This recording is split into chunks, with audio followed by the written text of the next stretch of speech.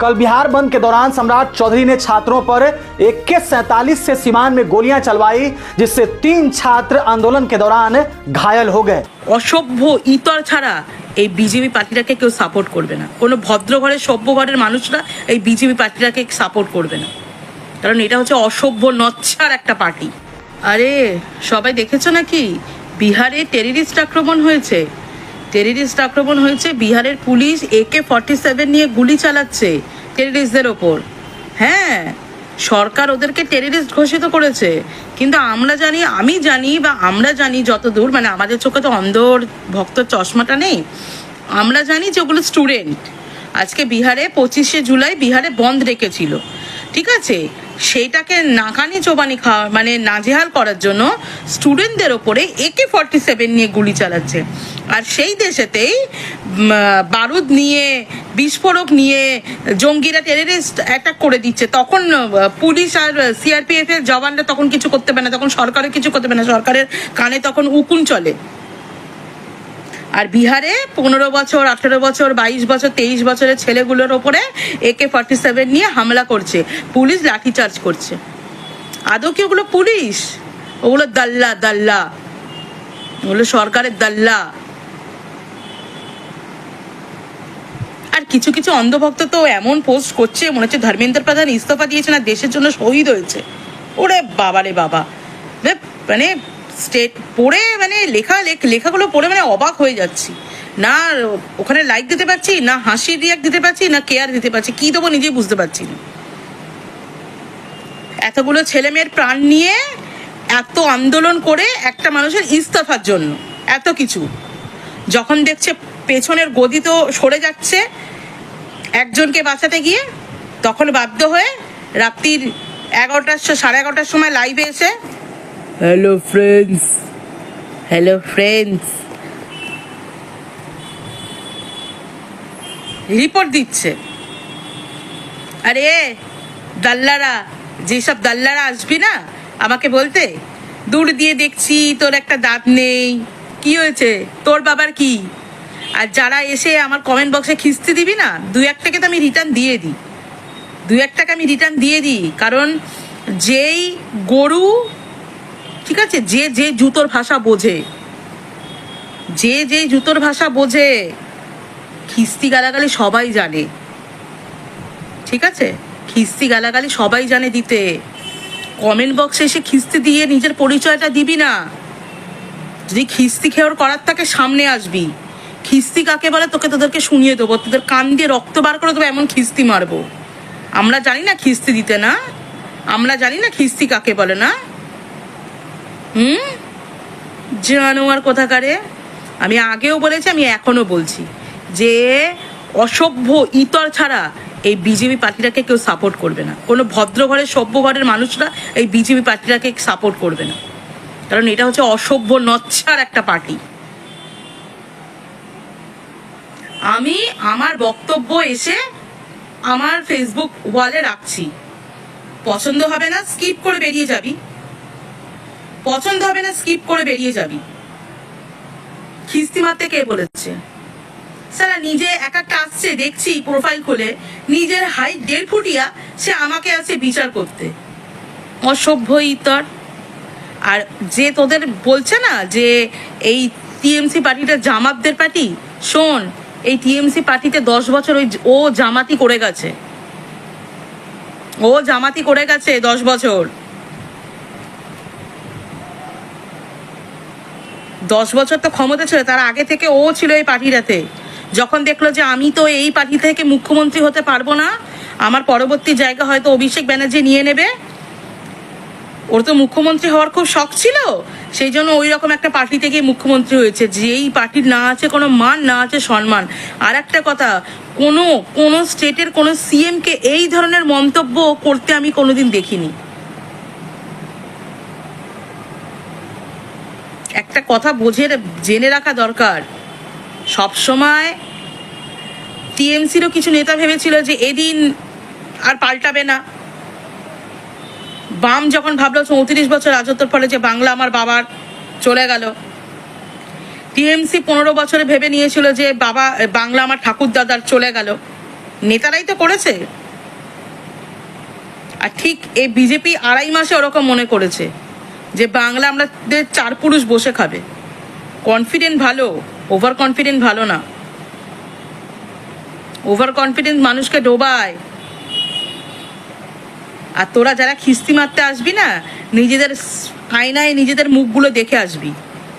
তোদের ভাষা বলে দেয় যে তোরা কত নিচু, তোরা কত ছোট লোক ফ্যামিলি থেকে তোরা বিলং করিস, তোদের শিক্ষাগত যোগ্যতাটা কি, তোদের বাপ মা তোদেরকে কিভাবে জন্ম দিয়েছে, তোদের বাপ মা তোদেরকে কোন পরিবেশে বড় করেছে, এইটাই তোরা দেখিয়ে দিয়ে যাস। প্রশ্নপত্র ফাঁস করা নাকি মহাপাপ, এটি আটকানোর দায়িত্ব নাকি পুরো দেশের মানুষের। বলছি গুরুদেব, তাহলে মানুষ সিংহাসনটা আপনাকে কিসের জন্য দিয়েছে?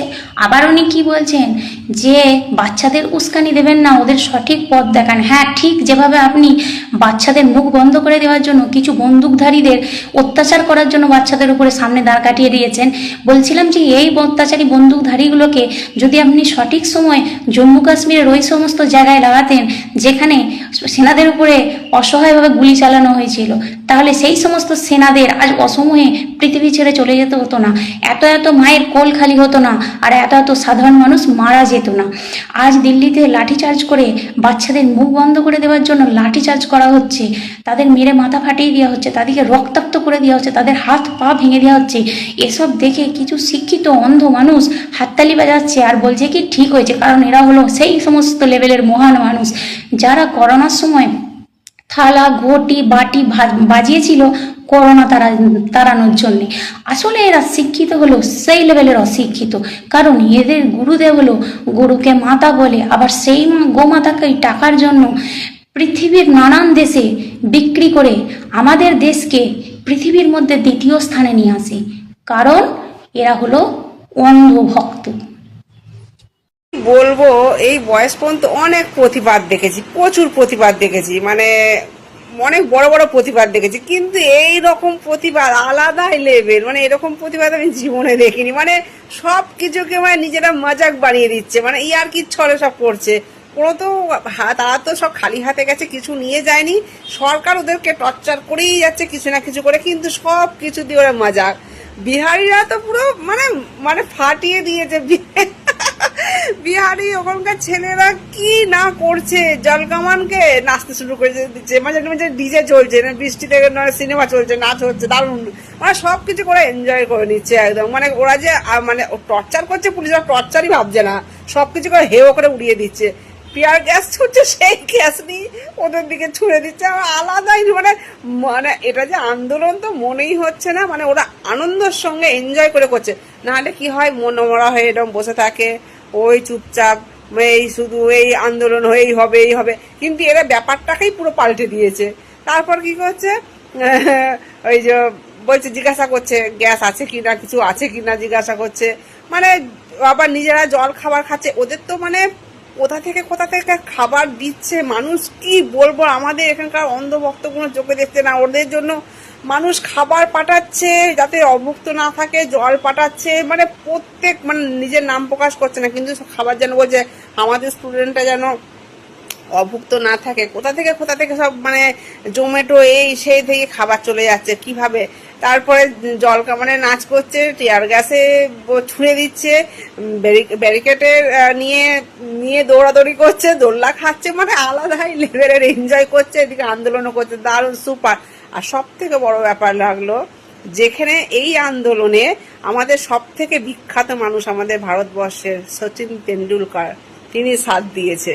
তার মানে বুঝতে হবে এই আন্দোলনে জোর আছে, তবেই সে এসছে। সে একজন আমাদের ভারত বিখ্যাত মানুষ, সারা বিশ্বে বিখ্যাত মানুষ, সে এসছে এইখানে। তার সাথে সাথে আরো আছে, অরিজিৎ সিং আছে, সলমান, শাহরুখ আছে, আরো অনেকে আছে, আমাদের বিজয় থালাপাতি আছে, প্রচুর মানুষ এদের সাথ দিয়েছে। তাহলে এরা সবাই দেশদ্রোহী, তাই তো?